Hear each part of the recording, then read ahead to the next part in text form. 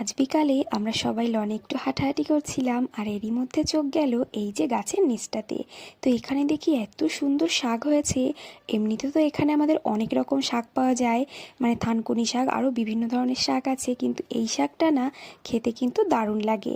তো ছোটোবেলায় না জমি থেকে এই শাক অনেক তুলে নিয়ে আসতাম, আর তখন না শাকগুলো একটু ছোট ছোট ছিল, কিন্তু এইখানে যে এতটা বড় বড় হবে সত্যি ভাবতে পারিনি। খুব সুন্দর শাক হয়েছে, আর এই শাকটাকে না আমরা সেচি শাক বলে চিনি। তোমরা কে কোন নামে এই শাকটাকে চেনো অবশ্যই কিন্তু জানিও। তাই সঙ্গে সঙ্গে ঘর থেকে একটা পাত্র এনে এই যে আমি বসে পড়েছি শাকগুলো না তুলতে।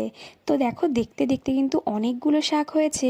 যেহেতু অনেকটা বড় বড় শাক, সেজন্য তোলাটা কিন্তু অনেকটা সহজ ছিল। তো এদিকে আমি শাক তুলছিলাম, ওদিকে বাবা আর মেয়ে দুজনে মিলে খেলা করছিল। আর আজকে তো তোমাদের দাদাভাই ডিউটি ছিল না, তো সেই জন্য খেলার সারাদিন প্রচুর টাইম পেয়েছে। তো এই যে দেখো শিনুর সঙ্গে এখন কি একটা খেলছে, এটা কিন্তু আগের দিন মল থেকেও নিয়ে এসছে।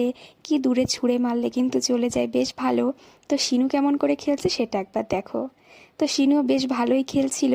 তো এটাই করছিলাম আজকে বিকালবেলায়। আর এই যে এখানে দেখো আমাদের আম গাছে কেমন আম হয়েছে।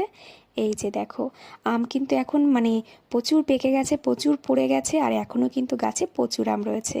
তো তোমাদের ওদিকে কি আম পাকছে জানিও কিন্তু। তো চলো আজকের ভিডিওটা এখানেই শেষ করছি। কেমন লাগলো অবশ্যই কমেন্ট করে জানিও।